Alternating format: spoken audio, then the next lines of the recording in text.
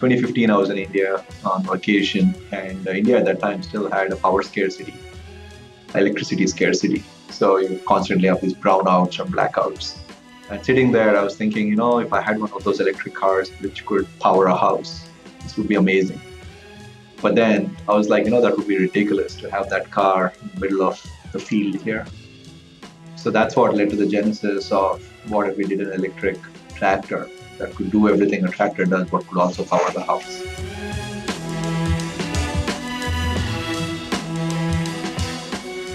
Before any world-changing innovation, there was a moment, an event, a realization that sparked the idea.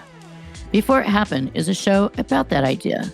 Each week, we take a deep dive into a singular light bulb moment that inspired the visionaries to push forward and change our lives. I'm your host, Donna Laughlin. Nearly 20 years ago, I launched a public relations firm with the sole purpose of helping visionaries tell their stories to the world. Now, 2 decades later, I want to share those stories and more with you. This podcast takes you on a journey before it happened with the innovators who imagined and are still imagining the future. Ever since I was a child, I was curious about so many things. I spent hours in the garage, at science fairs, sifting through popular science, popular mechanics, and pretty much any journal I could get my hands on, exploring and discovering how things work. From transportation and AI to just about anything you can put in your home, office, or pocket. On this show, you'll hear from the innovators themselves as they tell their stories of how they brought those visions to life. Grab your passport and let's go on a journey together.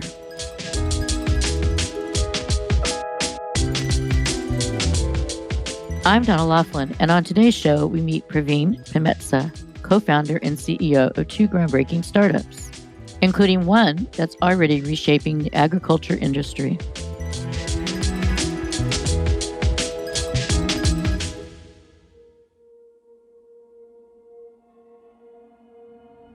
Given what he would accomplish in his professional life, it's fitting that Praveen was born into an agricultural family. But it would be his fascination with cars that took him into technology. And his idea to revolutionize farming equipment would come about almost by accident. But we're getting ahead of the story. Praveen was born in a small town in southern India called Guntur. It's one of the largest producers of chili peppers in the world, and for generations, his family owned and operated farms in the area. Even after his parents moved the family about 6 hours away to a more metropolitan city of Hyderabad, Praveen would still spend summers out in the country at his grandfather's farm. He remembers riding the fields on his tractor.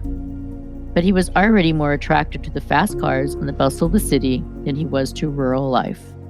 I would buy all these old magazines from the roadside stores. So what would happen is when Americans get rid of their old magazines, car magazines and stuff, and you trash them, they end up in third world countries as literally trash, right? But they're resold. So I could buy these old 1980s magazines in the 1990s for pennies on the dollar. And I would kind of skim through these things, and I would have all these dreams of, oh yeah, right, I got to go to California and drive these fast cars and play with all of this high tech. So I would buy old computer magazines and car magazines all the time. Every weekend, my Sunday ritual was to go and buy those magazines. Well, other people's junk is treasures, right? Yeah. What was the first car that really got you excited? You mentioned your grandfather had a car, or is it just the cars in the magazines? No, my grandfather had a car, and actually both of them had cars, which is very uncommon in India in those days. So one of them was what was called the Hindustan Ambassador. It was a 1950s UK Morris Oxford that was sold in India for the longest time. Almost every Indian that grew up, anything before 20 years knows that car. So he had one of those constant breakdowns. You had to get it fixed on the roadside. So that was always fun. And my other grandfather had a Dodge that was imported, a big deal in those days. And that was used for all the travels to all the farmers to see, before my grandfather purchased the tobacco to bring back to his factory for processing. So I was always hanging out where the cars were. And the cars were often in their own shed with a mechanic there, full-time mechanic and driver. So it's like this old school way of driving where you had a full-time driver and a mechanic, and his whole job was constantly to fix the car or to drive the car. So yeah, I would always hang around over there and have fun with them. Praveen was a good student and had a strong interest in history and geography. But after years of spending his summers at his grandparents', he found he had a knack for tinkering with all the equipment around the farm. And when it came time to decide what to study in college, he chose engineering. He was also a fan of Formula One racing, and after graduating in 1999, he wanted to find a way to combine his engineering skills with the love of cars. So he sought out graduate programs in the United States where he could study fluid and aerodynamics. He found what he was looking for at the University of Cincinnati, and after being accepted, he set out to leave India for the first time in his life. The University of Cincinnati is situated on a bend of the Ohio River that separates Ohio and Kentucky. Its urban campus is home to thousands of international students, and Praveen enjoyed his experience there. He took every engineering courses he could, even some that were outside his area of concentration. This exposed him to some new and emerging technologies like artificial intelligence. Praveen's scholarship covered his tuition, but not his living expenses. So he took a job with the university's athletic department where he worked in the computer lab. And some of the experiences he had with that job were just as important to his development as his engineering classes. It kind of gave me the people side of it and the teamwork side of it. Engineering is very much sometimes is seen as a singular creative pursuit. Engineers like to kind of sit down and really work on their designs. To go from that to the athletics department where it's all about teamwork, there's coaches and assistant coaches and a whole team there. Kind of showed me the power of the team and what all needs to be in place for a small team to succeed in sports. Showed me what the back-end infrastructure needs to be, which is all things that I later on implemented and realized when I started my own companies. Also, it's the connection between performance of working as a team in the field and the farm, as well as the performance of cars and the convergence of both of those. Yeah, I definitely was very much focused on high performance. So, whether it was on the team side, but I also loved the camaraderie of chasing performance. So you put a high performance team together and then you chase performance again. So that's what excites me, and it still does. After finishing his master's degree in 2001, Praveen began applying for jobs with every race car company he could find. But he feared that by working for a larger organization, he would no longer be part of the kind of small teams he'd come to enjoy. So then I started searching for companies that were doing automotive research, race car, but also additional research and projects outside of automotive. So that's how I ended up at a company called Rod Millen Special Vehicles. It was the racer Rod Millen, who rally racer, held the record at Pikes Peak for a long time. He had a company in Huntington Beach that was doing robots for the defense world. It was doing race cars. It was doing automotive research, and seemed like the perfect mix. And they were like around 15 people strong, 20 people strong when I applied there. And had just a phone interview. They said, yeah, if you want to come over and start, let's do it. So I threw everything I owned into my car and drove across the country in 2 days, nonstop to start work in Huntington Beach. I have to ask, what kind of car? I had a Nissan 240 SX, yeah, like an old used one with 150,000 miles. And it, of course, it broke down in Kansas. You cannot make this story up, right? It broke down in Kansas. I look around and I can see like these huge cornfields, and I'm like, oh my God, right?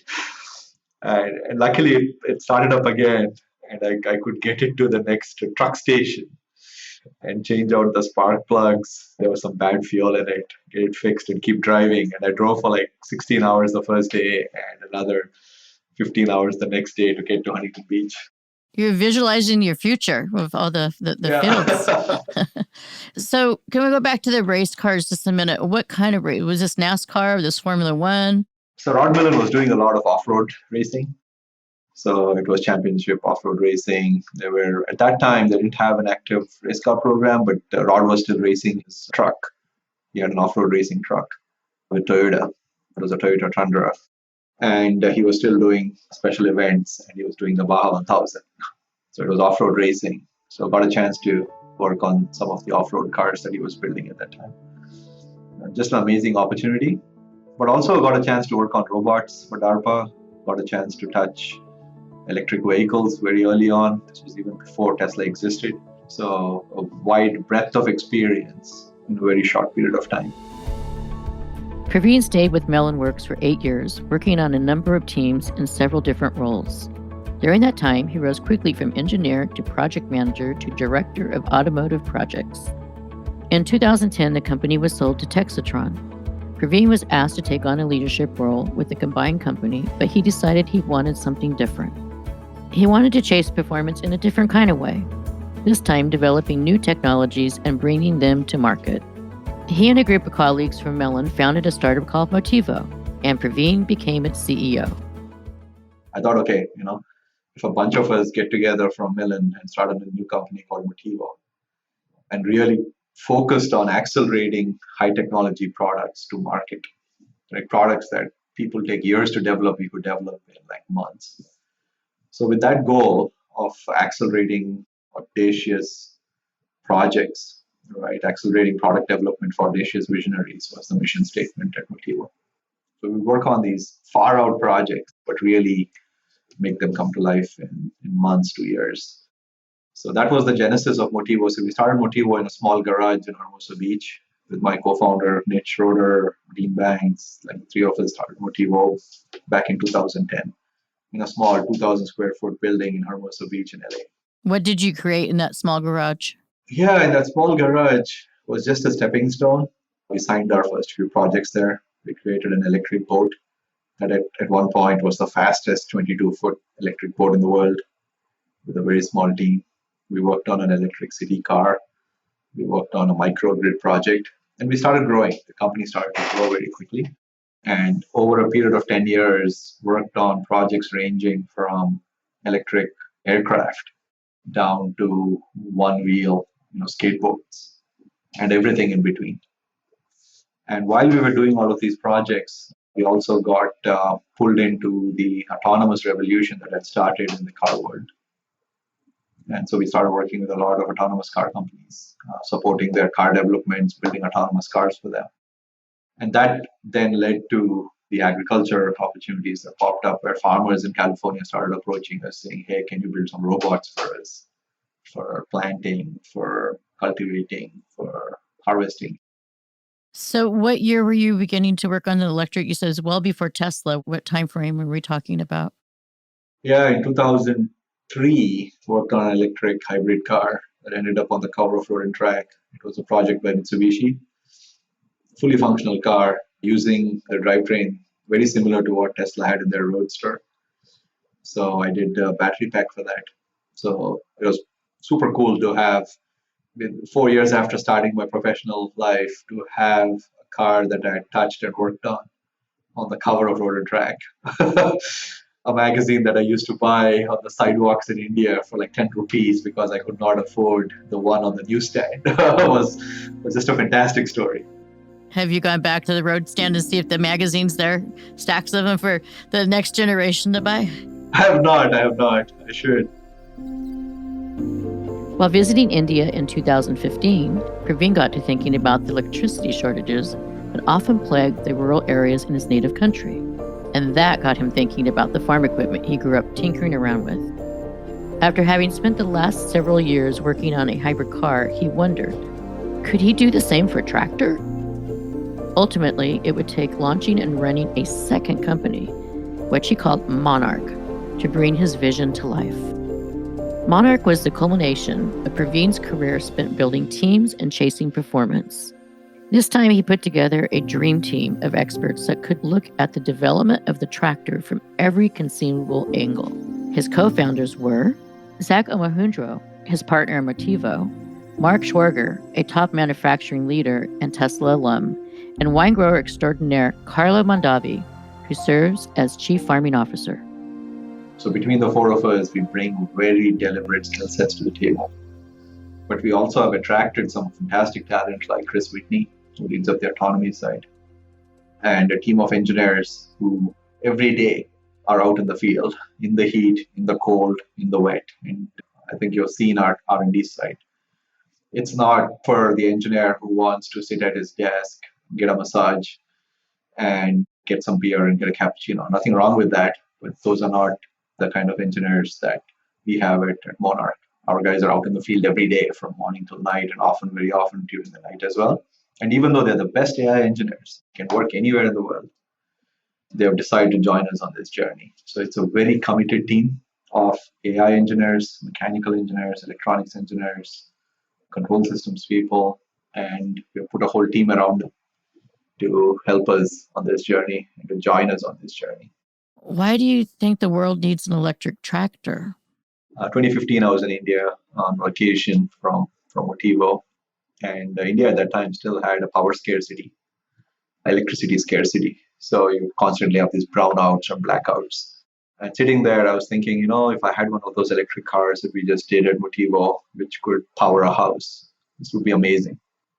But then I was like, that would be ridiculous to have that car in the middle of the field here. So that's what led to the genesis of what if we did an electric tractor that could do everything a tractor does, but could also power the house. But again, I cannot take credit for that whole idea. I came kind of running back to Motivo when they talked to my partner there, Dr. Zachary Omohundro, right, who was the first employee at Motivo, is one of the co-founders at Monarch as well. And he was like, hey, there's a clever way to do that. And then he said, by the way, USAID is looking to how do we power agriculture sustainably globally. So maybe we can kind of put this idea in as a grant application and see if other people also think it's a good idea. Because both of us were strong believers that ideas are a dime a dozen. The whole challenge is to convince the rest of the world that it's a good idea and then actually execute on it and then put it in people's hands and then change mindsets was the way both of us looked at it. So we then put in this grant for USAID, which again, we did not have high hopes of because they got like 450 applications, I think, that year from all over the world. And ours was one of them. But we got that grant from USAID and they actually funded the first electric tractor that we built back in 2015, 2016 timeframe. And we took it to India, we tested it in an Indian village. And that's how that whole electric tractor idea started off and then came to life as well. Was it the first electric tractor? I'm sure there must have been other electric tractors before that, Donna, but it definitely was like the first electric lithium tractor that could also power things. So not only could we charge from a solar panel directly, we had power plugs there and we could power things off the tractor. Definitely the first one, and we applied for patents. We got patents on that at that time. How many patents? We just did one that was pretty large, a patent on how the power electronics architecture was for that. So what is the first prototype tractor that you created that was in India? Did you have the same replicated tractor back in Torrance, California? Yeah, we did. We actually ended up building like 3 of them. And we left one in Torrance and then we took 2 to India. We actually assembled them in India, deployed them in a real Indian village, worked with farmers there, and really got in touch with a lot of challenges that farmers face. And it was mind-opening. We realized that a lot of that tractor driving is a hard job, needs skilled labor. But at the same time, we also realized how tight the farm economics were. Like every rupee and every dollar mattered. So that experience of being out there, working with the farmers, asking them questions, asking them why they're not using it or why they're using it, etc., was just an eye-opener for farm economics and the life of a farmer. And then we came back and realized that even though the electric tractor was a good idea, it was not something that a farmer could buy and could use to change their farm economics quickly. That's the other thing is farmers don't have a lot of time. They cannot think in terms of like 5-year paybacks or 4-year paybacks because it's such a cash-strapped business. And that's what we learned in India. And then after coming to America and start working on other farming projects, farmers here also said the same thing. Like, hey, we don't have that kind of cash flow, right? If your tractor can pay for itself in 12 to 18 months, we're in. Otherwise, no go. And this was back in 2017, 2018 timeframe. So we said, hey, our electric tractor, a great idea. Still, maybe not enough for farmers to buy and to be viable. But that's when the autonomy layer was added on. And we said, hey, if it was autonomous and we can save on tractor driving time and labor, now that would be a game changer for farmers. And we could really give them that payback in 12 to 18 months. What type of feedback were you getting from the farmers that then you would go back to the lab and apply? Like, what was that process like? And to bring you to where you are today? Yeah. So the first tractor that we had in India, etc., we got a lot of feedback from farmers. We said, hey, how much are you willing to pay for this? What do you think about this tractor, etc.? And they told us everything from, hey, it doesn't look great to it doesn't work well. You need a bigger, more horsepower. You need these features. It's not robust enough. So all of that feedback, we kind of compiled all of that and really used that tractor when we started building the Monarch Tractor. So it was over 3 years of lessons learned from global farmers, not just here, not just in California, but also in India, in Japan. We had a Japan visit where we talked to farmers there. And we really had this global feedback that fed into the Monarch Tractor. And it influenced everything, Donna. It influenced everything from how high should the driver sit, to what kind of control should they have, to how big should it be, to how should it look. Every aspect of it was touched. So, and that's what I think makes us unique. What is the problem that you can solve with electric tractor that you can't solve with a traditional, like John Deere tractor or any other non-autonomous electric tractor? So there's a lot of things that we do. I mean, if you buy a tractor, you're guaranteed almost a payback on the tractor within 18 months to 24 months. If you buy a diesel tractor, you get no new benefits than any tractor that's been around for the last 10, 15 years. You get the same challenges. The economics are very similar. It's more expensive. In fact, it's worse in some cases. It's harder to repair. Farmers are having problems repairing all the new electronics that are on tractors. And your economics are not changed that much. It's an incremental update. You save a little bit on diesel. They're a little bit cleaner to the environment, but not much. And everything else remains the same. So, whereas if you buy a Monarch tractor, immediately it's an all-electric tractor, which means like zero emissions. Your diesel costs go to zero, number one. Even if you take into account the charging cost, it's still much cheaper. The fact that your tractor driver is not exposed to the chemicals, is not on the tractor doing dangerous operations, increases the safety of the driver, decreases your insurance, decreases the amount of cost that you're spending on very boring, mundane, dirty, dangerous work. So the fact that your best tractor driver can now manage a fleet of 70 tractors is a game changer for farmers. So instead of me telling you what we feel our tractor is better at, I think I'll quote one of our farmers who said, the new diesel tractors sucks because of all the emissions equipment.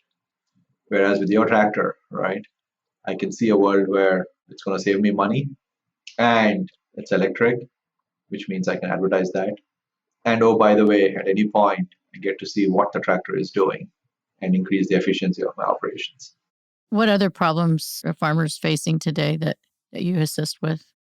I mean, the food ecosystem in general has gotten commoditized over the last 20, 30 years, Donna. That's how we have managed to get a lot of volume of food out to consumers. But as part of the commoditization, we have seen a huge increase in chemicals going into the ground, which is not sustainable for the soil, not good for farmer health. So that's a challenge that farmers have. Farmers have been squeezed in this commoditization to where they don't make a lot of money on fruits and vegetables. And not only that, the commoditization has also decreased their leverage. It's amazing that you can tell where certain products have come from and how they were manufactured and everything else in great detail. But you can't tell exactly how your food was grown and where it came from. It's something that you're putting into your body. So the farmers also lost control of their story, and they had to deal with increasing regulations, increasing sustainability requirements, increasing data requirements, all at a time when they're losing people from their farms. Nobody wants to be out there 12 hours a day spraying chemicals. So they're all going to construction, to service industry, etc. So all of these are challenges that are working against the farmer. What we're hoping with the Monarch Tractor to do is to kind of change that narrative to where the farmer can tell their story using our tractor, can farm in a clean way, can save money while doing it. We see ourselves as a bridge between farm economics and sustainability. It's the one thing, probably the only thing that connects right now, at least farm sustainability and farm economics in one product. So the first generation debuted in 2020 during the pandemic, a crazy time. That must have been challenging. Can you talk a little bit more about getting through that window and the need as climate change and that pandemic and sustainability and everything converged at the same time? You were taking all this technology and convergence and bringing it into one Tesla of tractors, so to speak. Yeah, it was definitely a challenging time because our timing from that standpoint was very challenging. We had just finished our tractor and we were about to go out and talk to farmers. We actually were at the Ag Expo, talked to farmers, and we wanted to start testing the tractor in farmers' fields and start getting some traction. Was when COVID started. So very quickly we had to figure out a different way of engaging with farmers. So the amazing thing is we have come out with some very good insights out of it. We were one of the first companies to start doing like live tractor demos on Zoom to talk to farmers and to showcase to them what the tractor could do. And a real interactive demo too, right? To showcase the driver optional features, the electric features, and doing all these things through a Zoom call. Farmers got to see all of that and interact with the tractor through Zoom. It was also a challenging one from a supply chain standpoint. We had to talk to suppliers for parts for the tractor, set up a manufacturing system, find a building to manufacture this in, talk to technology partners, talk to investors, all at a time of COVID, where most businesses had shut down. Farmers were very impacted at that time because of the supply chain disruptions, the restaurants shutting down, etc. There's also other huge challenges, Donna, in California where we are. There was the big fires in Napa Sonoma, which shut down like huge farms, for a long period of time. So through all of that, the team has persevered. We kind of kept on our journey, and we've come out stronger to be able to bring on board existing tractor companies as partners is uncommon, right? It's like a 50% car company attracting like a Ford or a GM as an investor. But that again showcases how forward thinking our partners are and also the work that we have done to date. And it's a good marriage of those two. So what would your father or your grandfather response to the tractor? Yeah, they're very vocal about it, so I get to hear what they're thinking. So they definitely are like, hey, we want one of these in India as soon as possible. And oh, by the way, make sure that it's not like US expensive. So they want all the tractors for like a tenth of the price. So, but they're excited about it. My father recently bought some more agricultural land. He kind of like retired as a farmer, sold off a lot of the land except for a small bit that's still there in the ancestral village. And now recently like started reacquiring agricultural land because he's a farmer, right? That's the one thing he knows what to do. So he's like, I'm going to farm again. So he needs a tractor for sure. Would Elon Musk like this tractor? I don't know, right? Maybe not. There's a lot of ways in which, and this is something that I often tell everybody in Team Monarch, is we cannot be aspirational, right? So our tractor is very much a farmer first kind of mentality tractor. Everything there is there for a reason that farmers see value in. And sometimes when you're dealing with normal consumer goods or high-tech goods, that's not the mentality you go in with. There's a fair amount of aspiration that you create. Don't get me wrong, our tractor has a design that is something that farmers like and want. But from a feature standpoint and everything else, it's very much a utilization, efficiency, utility play versus some of the Silicon Valley products, which might be a little more aspirational and a little more gimmicky sometimes for all the good reasons. So I don't know what Silicon Valley leaders would think about it, but we do know what farmers think about it. We're happy with their reaction.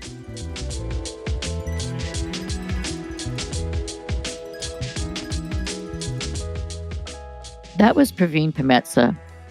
Though he doesn't believe in legacies, He says he'd like Monarch to be remembered as an early innovator that was able to change the economics of agriculture for farmers all over the world, even in a small way.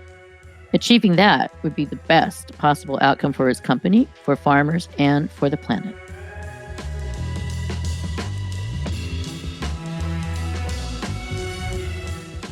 Before It Happened is produced by me, Donna Laughlin, along with Studio Pod Media. The executive producer is Katie Sunku Wood, and all episodes are written and developed by Jack Buer. Our show coordinator is Deanna Morency, with additional editing and music provided by Noda Lab. Make sure to subscribe to Before It Happened wherever you listen to podcasts.